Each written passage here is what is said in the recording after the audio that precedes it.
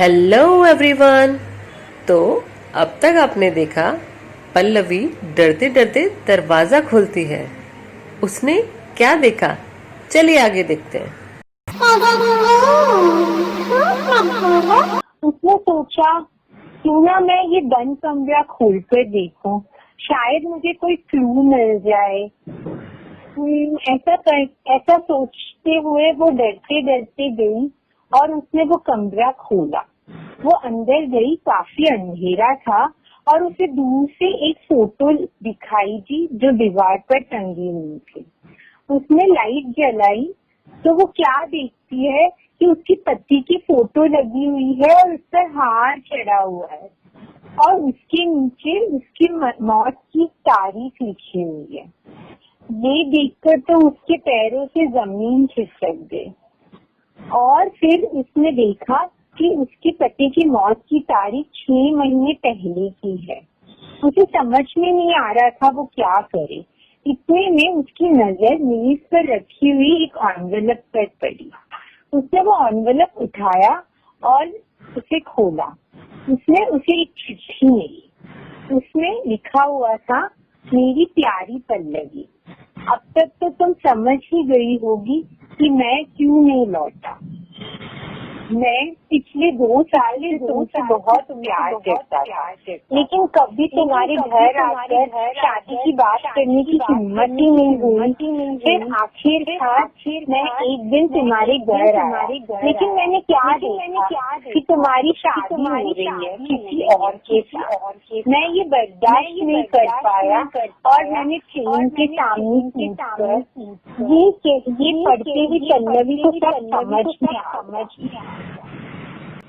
Imagine, उसकी शादी एक भूत से हुई थी। हाउ क्रीपी ना। सच में ये सुन के तो मेरे रोंगटे खड़े हो गए। Is it real? हाँ, ऑफ कोर्स। हे भगवान, चलो चलो शो को आगे बढ़ाया जाए। हाँ, बिल्कुल। अब हमारे साथ जुड़ रही है हमारी एक व्यूअर सिकंदराबाद यूपी से।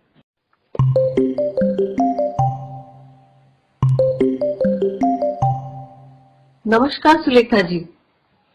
नमस्कार कृति। पहले तो बहुत शुक्रिया आपका हमारे शो के साथ जुड़ने के लिए।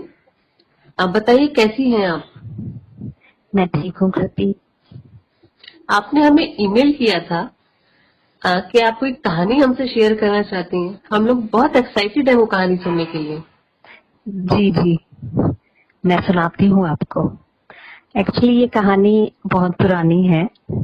मैंने अपनी दादी बुआ से सुनी थी बचपन में। मेरी दादी बुआ की एक दोस्त थी, वो डॉक्टर थी और किसी यूपी के छोटे से गांव में प्रैक्टिस किया करती थी। उन्होंने शादी भी नहीं की थी, इसलिए अकेली ही रहा करती थी और उनका घर भी उनके क्लिनिक के पास ही था। एक शाम यूं हुआ कि वो क्लिनिक से थकी हारी अपने घर पहुंची। इतने में जोरों की बारिश शुरू हो गई। डॉक्टर काफी थक गई थी तो वो अपने बेडरूम में जाकर लेट गई। अभी उनकी आंख लगी ही थी कि उनके दरवाजे पर जोरों की दस्तक हुई। उन्होंने खिड़की से बाहर देखा, काफी अंधेरा हो गया था। फिर भी उन्होंने डरते डरते दरवाजा खोला। एक आदमी खड़ा था सामने। उसका आधा चेहरा कंबल से ढका हुआ था, इसलिए वो उसकी शक्ल ठीक से नहीं पहचान पाई। डॉक्टर को देखते ही वो आदमी उनके पैरों पर गिर पड़ा और बोला कि मेरी बीवी की तबीयत बहुत खराब है, उसकी डिलीवरी करवानी है, आप ही उसे बचा सकती हैं। डॉक्टर जाना तो नहीं चाहती थी, पर उस पर दया आ गई और वो चलने के लिए तैयार हो गई। डॉक्टर ने अपनी छतरी निकाली और उस तूफानी अंधेरी रात में दोनों पैदल पैदल गांव की सड़क की ओर चल पड़े। कोई स्ट्रीट लाइट भी नहीं जल रही थी, शायद बारिश की वजह से बिजली चली गई थी। डॉक्टर को बहुत डर महसूस हो रहा था। खैर, जब डॉक्टर उसके घर पहुंची तो उसकी बीवी की हालत वाकई बहुत नाजुक थी। फिर भी डॉक्टर ने सब संभाल लिया, उसकी डिलीवरी भी अच्छे से हो गई। अपने बच्चे को ठीक ठाक देखकर वो आदमी बहुत खुश हुआ और उसने डॉक्टर को 4 सोने की गिन्नियां दी। डॉक्टर को बहुत ताज्जुब हुआ कि सोने की गिन्नियां कौन देता है आजकल। डॉक्टर का वो आदमी उनके घर तक वापस छोड़ने भी आया। अभी भी बारिश बहुत तेज हो रही थी। जैसे तैसे दोनों अपनी छतरी संभालते धीरे धीरे चलते रहे। डॉक्टर का घर आ गया। वो आदमी उन्हें छोड़कर वापस जाने लगा। इतने में अचानक से बिजली वापस आ गई और बरामदे में लगी लाइट जल पड़ी।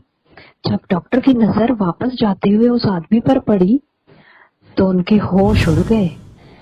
उस आदमी के पैर उल्टे थे, उल्टे। तो क्या वो इतनी देर से एक भूत के साथ थी? ये सोचकर आज भी मेरे ही होश उड़ जाते हैं।